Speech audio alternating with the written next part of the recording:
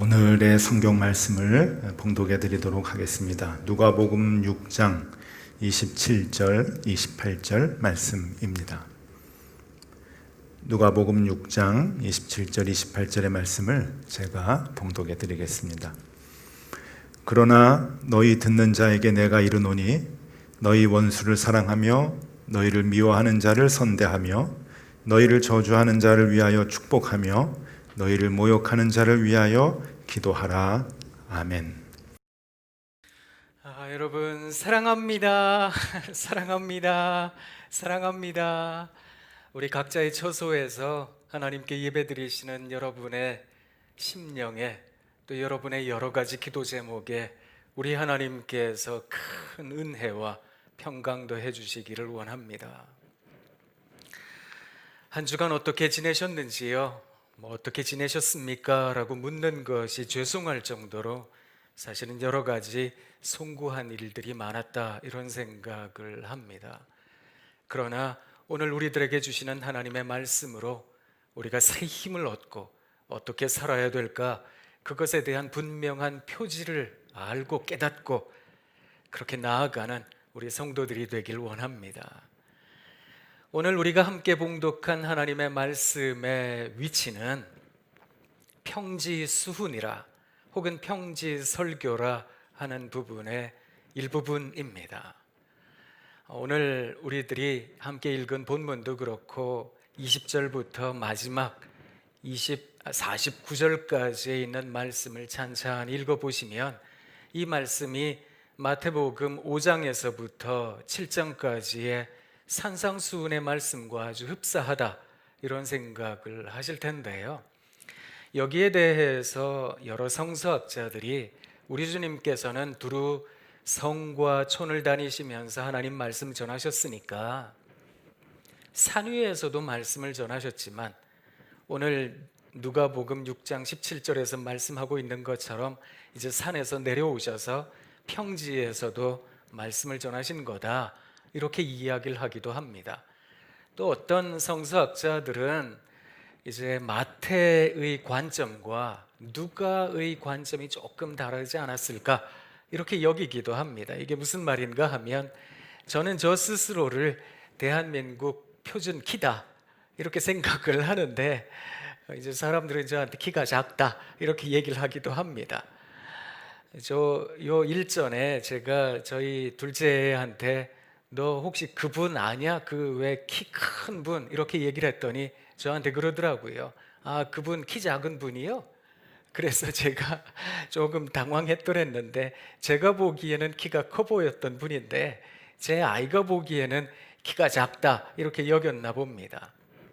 그것처럼 마태가 보기에는 이제 이 정도면 산위다, 이런 인식을 했던 것 같고, 누가가 보기에는 아니 이 정도면 뭐 평지가 아닐까, 이런 생각을 했기 때문에 이게 서로의 관점의 차이에 의해서 산상수훈이라 이렇게 얘기가 되기도 하고, 평지수훈 혹은 평지설교다 이렇게 이야기하기도 한다, 이렇게 이해되기도 합니다. 여하튼 간에 오늘 우리들에게 주어진 하나님의 말씀을 곰곰이 묵상하다가 보면 어떤 생각이 드는가 하면, 야, 이걸 내가 지금 할 수 있을까? 이런 무거운 마음이 들 때가 많습니다. 과연 이 말씀대로 살아갈 수 있을까? 이걸 생각하면 정말 힘겨울 거다. 이게 과연 가능할까? 이게 도대체 불가능한 것들을 우리 주님께서 요구하고 계시는 것은 아닐까? 이런 생각이 들어서 마음 한켠이 무거워지기까지 합니다. 어떻게 우리가 원수를 사랑할 수 있을까요? 그리고 비판도 하지 않고 성경에 있는 말씀대로 넉넉하게 주기도 하고, 어떻게 그렇게 살아갈 수 있을까? 사실 우리가 하나님을 믿노라 하면서도 우리들의 두 다리가 이 땅에 위치해 있다는 것을 우리는 부정할 수가 없습니다. 그러다 보니 우리들에게 세상의 어떤 관점, 세상이 생각하는 세계관, 세상의 철학, 그것이 완전히 배제된 채, 무시된 채 살아갈 수는 없는 거잖아요. 그러다 보니까 한편으로 생각해 보면 이렇게 산다는 것 자체가 바보 같다, 이런 느낌을 가질 때가 많습니다. 또 실제로 이렇게 살게 되면 무슨 생각을 하는가 하면 이게 억울한 게 많아집니다. 나는 왜 맨날 이렇게 살아야 되나? 이렇게 살면 정말 좋은 날이 오는 걸까? 그런 데 대한 여러 가지 불안한 마음과 또 여러 가지 낙심하는 심정까지 우리가 갖게 되는 것 같은데요. 그런데 사랑하는 성도 여러분, 우리 그리스도인이 된다는 게 무엇일까? 제가 한번 곰곰이 생각해 봤는데 그리스도인이 된다는 건 세상적인 관점으로 생각해 보자면 조금 억울해져야 되는 거 아닐까? 그런 생각을 합니다. 혹시 억울한 마음 갖고 세상 사세요? 그러면 잘 살고 계신 거다. 그런 생각이 듭니다. 가끔 저희 학교 이제 학생들이 저를 찾아와서 얘기를 합니다. 교수님, 성경 말씀대로 목회하고 사역하고 살았는데 이게 만나는 아이들이 뭐 수염을 잡아 뽑기도 하고 상투 끝에 가 있는 듯 함부로 할 때가 많습니다. 제가 영적 지도자라고 이야기를 하면서도 어느 누구도 저의 영적 지도자의 권위를 인정하지 않는 것 같고, 그리고 이게 이렇게 목회해도 되는 것인지 싶을 정도로 저를 무시할 때가 많습니다. 이런 이야기를 하는 신학생들이 더러 있거든요. 그러면 제가 말해줍니다. 그게 지금 바른 방향으로 가고 있는 거라고. 우리가 그렇게 하자고 또 이 목회의 길을 걷고 있는 게 아니겠느냐고, 또 그렇게 살아가는 것이 마땅한 것이 아니겠느냐고 말을 해줍니다. 어쩌면 세상의 리더십이나 권위라고 하는 것은 누군가를 복종시키고 누군가를 굴종시키며 어쩌면 굉장한 힘을 가진 존재처럼 독재를 휘두르는 그런 거라고 생각할 수 있겠는데요. 우리가 간직하고자 하는 그리스도 정신, 또 기독교 리더십이라고 하는 것이 무엇일까?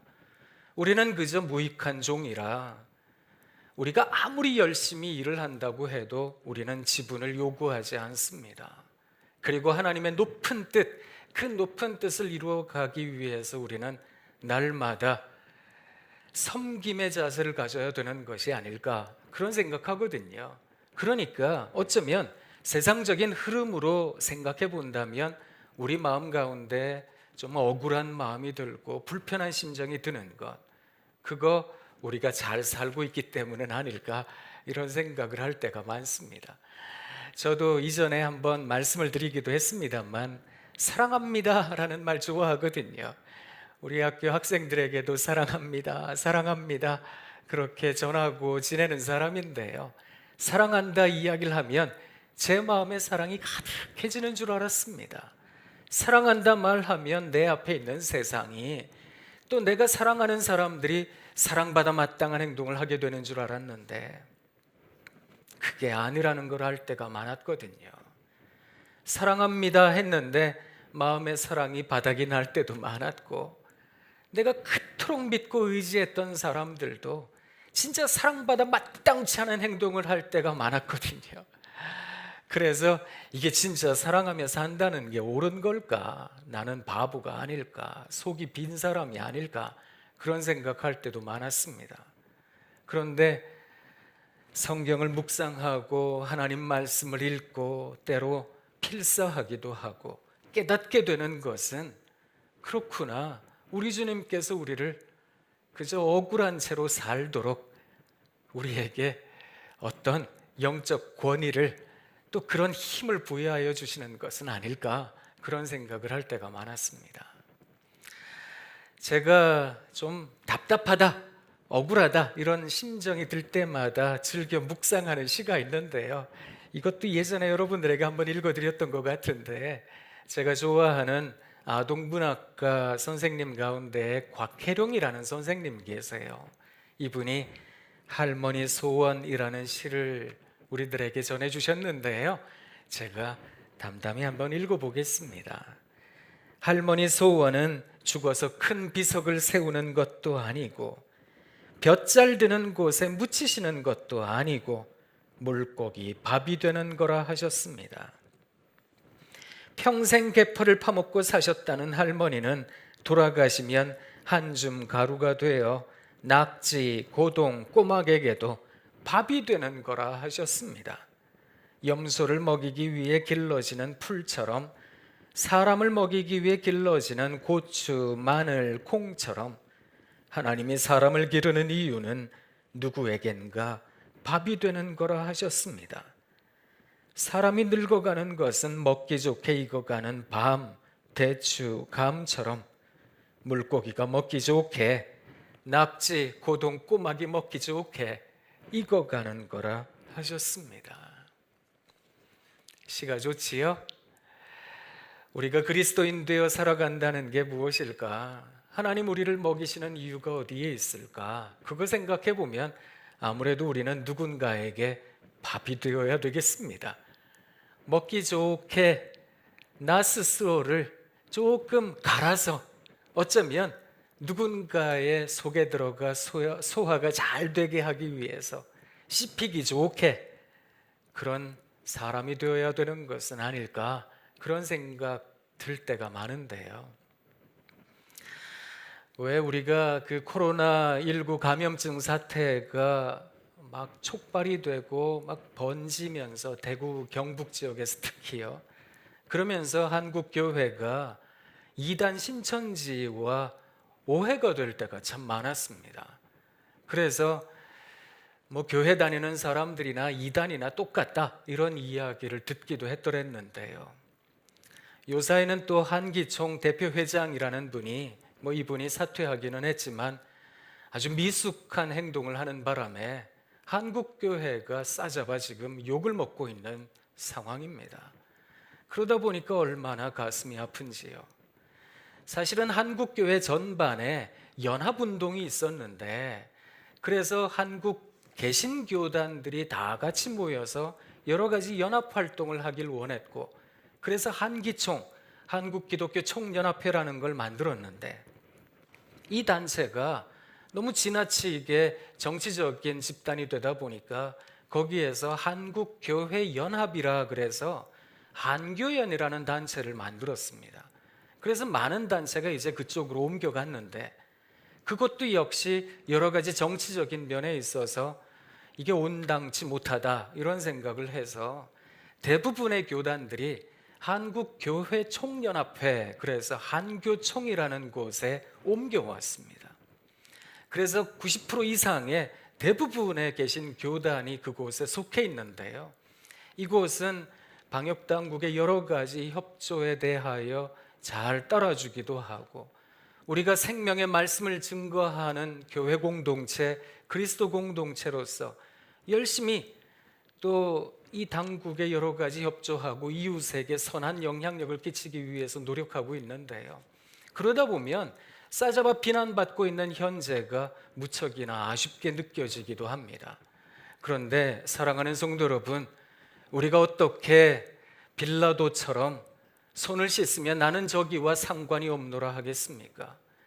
어쩌면 그들도 우리와 신학이 다르고 관점이 다르긴 하지만 우리 주님을 구주로 고백하는 공동체니 우리의 지체가 아니겠습니까? 그거 생각해 보면 우리에게 있는 책임이 크다 이런 생각을 합니다. 아니, 성도님들께 제가 책임을 돌리자는 것이 아니라 제 스스로가 별것 아닌 인생이기도 하고 아무런 대표성을 가진 인생도 아니지만 신학교에서 가르치고 목사라는 사람의 한 사람으로 그래서 참 죄송하게 생각합니다. 한국교회 앞에, 또 성도님들 앞에, 그리고 한국 사회 앞에 그저 죄송합니다. 우리가 이런 책임감을 갖는다라고 하는 것에서 언제나 하나님 앞에서 좀 더 밥이 되어야 되겠다 다짐하는 인생이 되면 참 좋겠는데요, 언제나 사람들에게 먹기 좋게 또 소화가 잘 될 수 있도록 그런 좋은 사람들, 그런 복음에 복된 생명을 나누는 사람들이 되면 참 좋겠다 그런 생각을 합니다. 우리가 함께 말씀 한 군데를 좀 읽어보려고 하는데요, 이 말씀은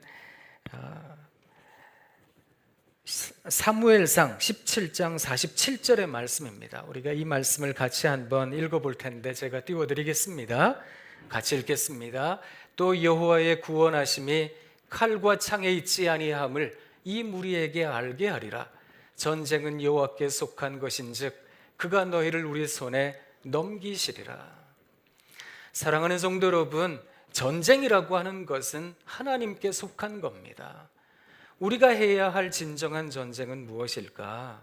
여호와의 구원하심이 칼과 창에 있지 않다는 걸 깨닫는 겁니다.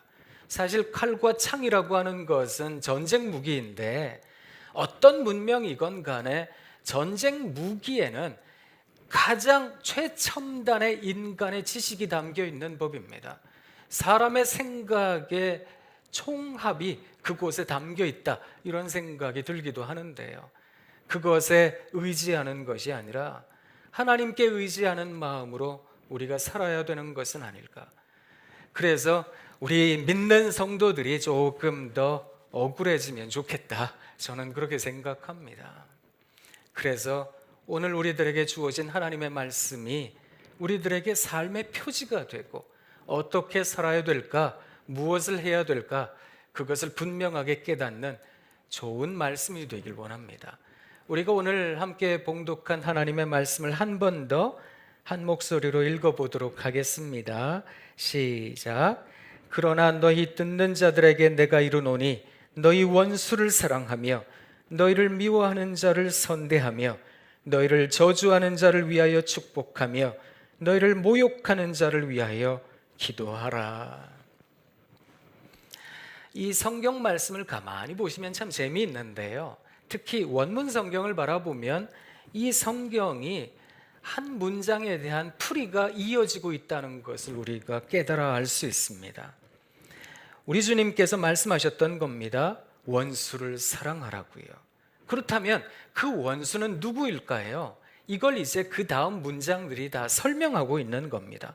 원수는 미워하는 자입니다. 원수는 우리를 저주하는 자입니다. 원수는 누굴까요? 모욕하는 사람들이라는 겁니다. 이들을 사랑해야 되는데 그럼 어떻게 사랑할 수 있을까요? 미워하는 자를 선대하려는 겁니다. 그게 사랑의 모습이라는 겁니다. 그리고 저주하는 자를 위하여 축복하려는 겁니다. 이게 사랑의 모습이라는 거고, 그리고 모욕하는 자를 위하여 기도하려는 겁니다. 이게 사랑의 모습이라는 건데요. 이렇게 살아간다라고 하는 건 어쩌면 우리가 점점 세상의 흐름으로 이야기를 하자면 억울해지지 않은 거 아닐까. 그러나 동시에 이것을 어떻게 이해할 수 있는가 하면 누군가의 좋은 밥이 되자는 거 아닐까. 누군가를 살리고 누군가에게 생명을 허락해 주는 그런 밥이 되자는 모습이 아닐까, 이런 생각을 합니다. 원수를 사랑하라는 것에 대하여 첫 번째 이야기한 미워하는 자를 선대하라. 이 선대라는 단어가 제가 여러분들에게 이전에 말씀드렸던 히브리 말로는 토브라는 단어와 같은 말입니다. 그래서 누군가가 여러분을 미워하고 싫어하면 여러분 우와 해주시라는 겁니다. 선대라는 말은 우와 감탄하라는 뜻인데, 누군가가 나에 대하여 안 좋은 생각을 하고 미운 마음을 품는다면 그걸 내가 실제로 느끼고 알아챈다 할지라도 그런 사람을 향해서 우와 해주시라는 겁니다. 이게 조금 바보 같지요? 그래서 나호열이라는 시인이 상바보라고 하는 것에 대해서 정의를 했는데 제가 그 글을 한번 읽어드릴게요. 바보 중에도 상바보가 있다. 슬픈 일에도 해죽거리며 웃고 기쁜 일에는 턱없이 무심한 사람. 사람들은 피해가는 먼 길을 애써 걸어가는 사람이다. 이게 이제 상바보라고 하는 사람인데요. 저는 바보에도 품격이 있다, 이렇게 생각하거든요. 품이 있는 바보, 품격이 있는 바보. 그렇게 고난의 길을, 그렇게 미움받는 길을 스스로 걸어가려는 사람, 그런 사람이 우리 그리스도인이 되어야 되는 것은 아닐까, 이런 생각을 합니다. 영국과 프랑스 사이에 그 100년 전쟁이라는 게 있었어요. 사실 13세기, 14세기에 걸쳐서 아주 긴 세월 동안 영국과 프랑스 사이에는 전쟁이 있었는데 그 전쟁의 마지막 부분에 1347년도에 깔레라는 프랑스의 북부 도시 하나가 무너지게 되었습니다. 이 도시가 무너지기까지 거의 1년이라는 세월이 걸렸는데요. 왜냐하면 이 도시가 아주 난공불락의 요새라 무너뜨리기가 어려웠던 도시였기 때문입니다. 근데 당시에 그 영국 군인들의 기세가 얼마나 등등했는가 하면 뭐 파죽지세로 프랑스를 침공해 들어갔거든요. 그런데 이 깔레라는 도시를 무너뜨리기가 어려웠는데 여하튼 이 도시를 에워싸고 이 안에 있는 사람들을 다 굶겨 죽이려고 했던 겁니다. 1년 동안 버텼지만 깔레 도시에 살았던 많은 프랑스 백성들은 이게 더 이상 견디기가 어렵다. 그리고 백기를 들고 항복을 하게 된 겁니다.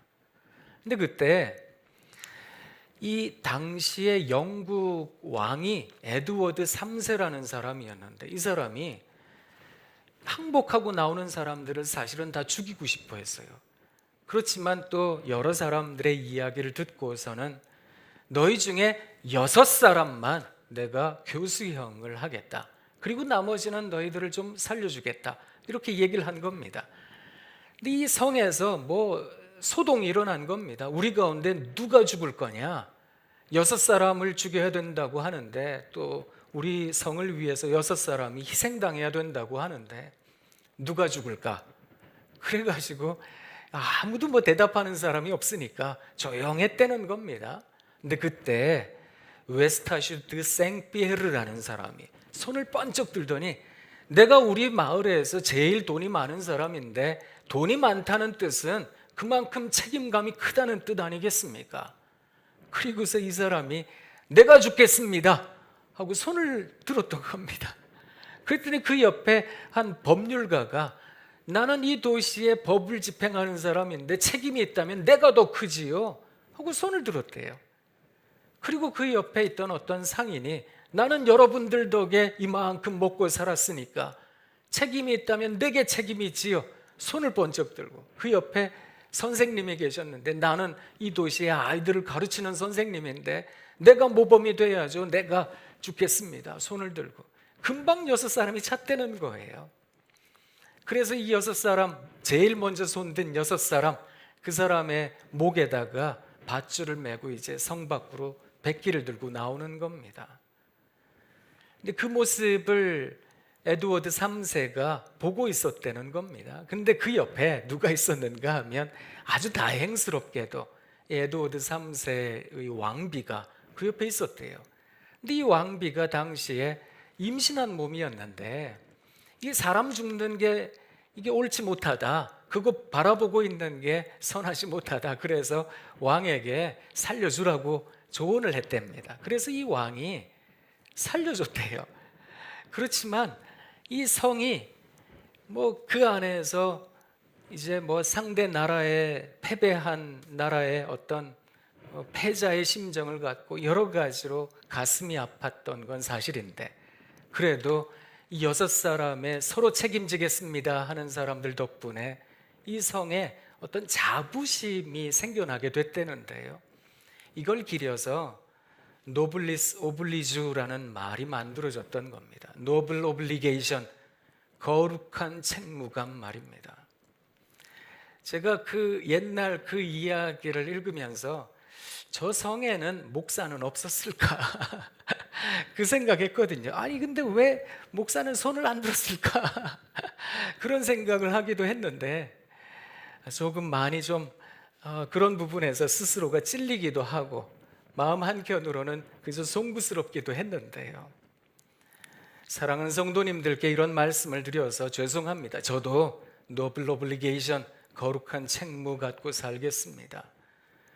그래서 갈레 시민들처럼 그렇게 한번 살아보도록 노력하겠습니다. 사랑하는 성도님들께 그저 함께 우리가 이런 거룩한 책무감, 그래서 조금 더 품이 있는 바보들이 되면 얼마나 좋을까 그런 생각을 나누고 싶습니다. 어쩌면 우리를 미워하는 사람들에 대해서 우리는 칼을 갈고 창을 준비할지도 모르겠습니다. 그러나 여러분, 구원하심이 칼과 창에 있는 게 아닌 거거든요. 우리들이 어떤 생각을 갖고 누군가를 해코지하려고 하는 마음이 있는 것이 아니라 전쟁은 하나님께 있으니 하나님께 모든 것을 맡기는 마음으로 그저 원수를 사랑하면 좋겠습니다. 그래서 미워하는 사람들이 있다면 우와, 이야. 근데 여기서도 비아냥거리시면 안 돼요. 우와, 내가 널 반드시 어떻게 할 거다. 이야, 그래 두고 봐라. 그러시면 안 되고, 이야, 충심으로 진심으로 그를 위하여 축복하고 기도하는 마음을 가지셔야 된다는 겁니다. 그래서 우리 주님께서 말씀을 하시는 겁니다. 저주하는 자를 위해서 축복해야 됩니다. 모욕하는 자를 위해서 기도해야 됩니다. 여러분, 초대교회의 첫 번째 순교자를 아십니까? 그분이 스데반 선생님입니다. 스데반 선생님이 사도행전 7장에서 설교를 하시는데 그 설교 말씀을 듣던 사람 가운데는 사울이라는 사람이 있었습니다. 이 사람이 나중에 다메섹 도상에서 예수님을 만나서 바울이 되었거든요. 예수님 믿는 사람들을 죽이고 돌아다녔던 사람이 예수 그리스도를 증거하며 목숨을 아깝지 않게 여겼던 사람이 된 겁니다. 그 사울이라는 사람이 스데반의 죽음 바로 옆에 있었는데요. 7장 마지막 부분도 그렇고 8장 1절의 상반절도 그렇고 사울이 그것을 마땅하게 여겼던 겁니다. 그런데 그때 스데반이 어떻게 했는지 아세요? 스데반은 하나님 내 영혼을 받아주십시오. 주님 제 영혼을 받아주십시오. 저 사람들이 지금 잘못하고 있는 걸 잘 모릅니다. 주님 이 죄를 그들에게 돌리지 마십시오. 그리고 세상 떠난 겁니다. 사실 이 스데반의 이 말씀은 어디서 온 것일까 생각해 보면 우리 주님께로부터 비롯된 겁니다. 그래서 많은 성서학자들이 스데반이 아마 우리 주님 돌아가실 때 그 자리에 있었을 거다 이렇게 얘기를 하기도 하는데요.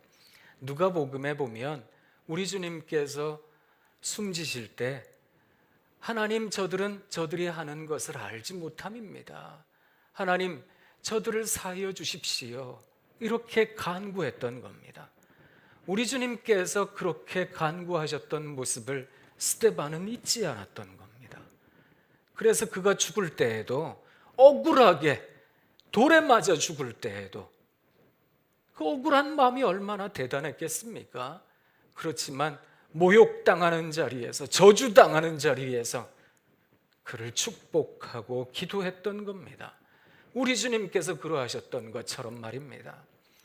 어쩌면 세상이 우리들에 대하여 욕할지도 모르겠습니다. 우리가 가지고 있는 진정성, 우리가 가지고 있는 진짜로 하나님 앞에서 살아가고자 했던 그런 마음, 그런 것들까지 싸잡아 비난받고 있는 현재일지도 모르겠습니다.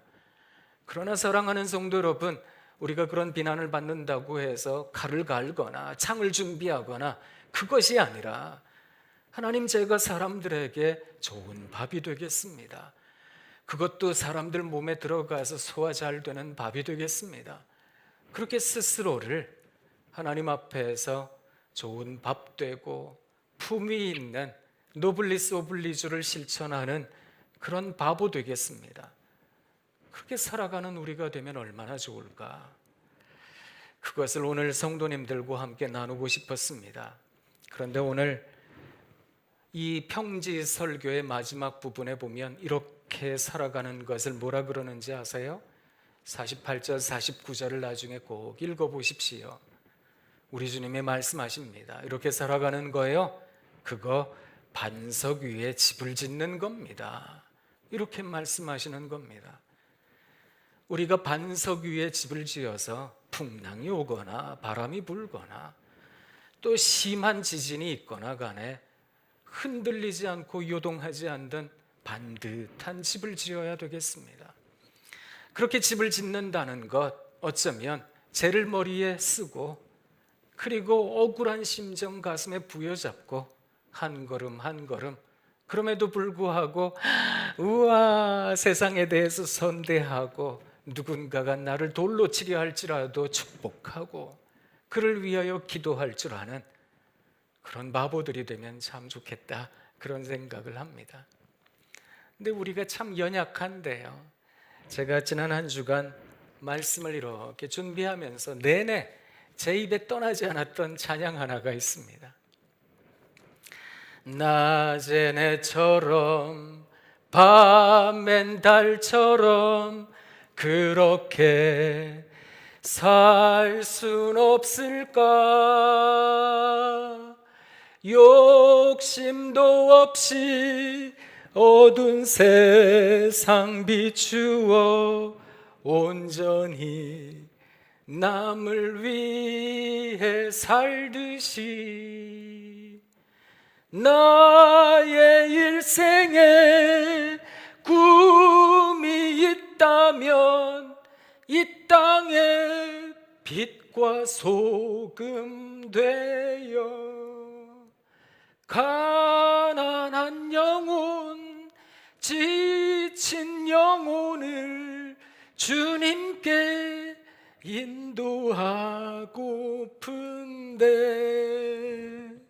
나의 욕심이 나의 못난 자가 언제나 커다란 짐 되어 나를 짓눌러 마음을 곤곡해 하니 예수여 나를 도와주소서. 예수여 나를 도와주소서. 사랑하는 성도 여러분, 우리는 생명을 전하는 사람들입니다. 또 생명을 품은 사람들입니다. 그 하늘나라의 생명을 위하여 말씀을 읽겠습니다. 말씀을 낭독하고 암송하겠습니다. 말씀을 적어내려가겠습니다 하는 사람들입니다. 어쩌면 삶이 우리를 배신할 수도 있습니다. 내가 원하는 대로 인생이 펼쳐지지도 않고 내가 바라는 바 그 기쁨의 일들은 이루어지지도 않고 내가 원하지 않는 바 일들이 자꾸만 쌓여져 가고 그러다 보면 우리가 살아가는 삶에 대한 원망이 커질 때가 많을 겁니다. 근데 여러분, 그때마다 우리 주님 도와주십시오. 그저 세상의 흐름대로 세상의 욕심대로 사는 것이 아니라 우리 주님께서 그렇게 하셨던 것처럼 원수를 사랑하게 해주십시오. 그리고 침묵하면 좋겠습니다. 그리고 담담히 억울함을 살아내면 좋겠습니다. 그래서 이 코로나19라고 하는 이 시대에 교회가 욕을 먹고 많은 교회가 힘들어하는 이때에 사랑하는 성도 여러분, 다시 한 번 더 생명을 품고 생명을 나눠주는 우리가 되길 원합니다. 여러분 사랑합니다. 사랑합니다. 사랑합니다. 우와 우와, 여기 우리 목사님들 우리 담임 목사님 계시는데 사랑합니다. 힘내세요. 하나님이 우리 잘해주실 거라 믿습니다. 기도하겠습니다. 하나님, 살아가며 무거워질 때가 참 많습니다. 왜 이런 일들이 있을까? 진짜 하나님께서 한국교회 잘해주시는 거다, 그런 생각이 들 때가 많지만 또 우리들의 막상 현재를 생각해 보면 함께 모여 예배도 못 드리고 예배 드리는 것이 욕을 먹고 사람들이 우리더러 악한 이웃이라고 개독교라고 이야기를 합니다. 하나님, 이런 상황을 불쌍히 여겨주시기 원합니다. 우리가 원래 알고 있던 예수님은, 우리가 갖고 있는 신앙은 억울해지자는 건데, 밥이 되자는 건데, 하나님, 우리가 잘못했습니다. 용서해 주십시오. 우리 욕심껏 자꾸만 소리 지를 때가 많았고, 우리 욕심껏 그렇게 하나님 믿노라 마음껏 자아로 그렇게 편협한 생각으로 하나님께 예배할 때도 있었음을 하나님 용서하여 주시옵소서. 하나님, 다시 한번 한국교회가 하나님 앞에 참회하는 시간을 갖게 하시고 하나님 생명 전하는 이 사역이 끊어지지 않게 하시고 다시 모여 많은 사람들에게 복된 주님의 말씀 증거할 수 있는 때를 우리들에게 속히 허락하여 주시옵소서. 그래서 하나님 많은 사람들에게 생명 전하며 생명을 품고 살아가는 주의 귀한 사람들 되게 하시기를 우리 주님 예수님 이름으로 기도하옵나이다. 아멘.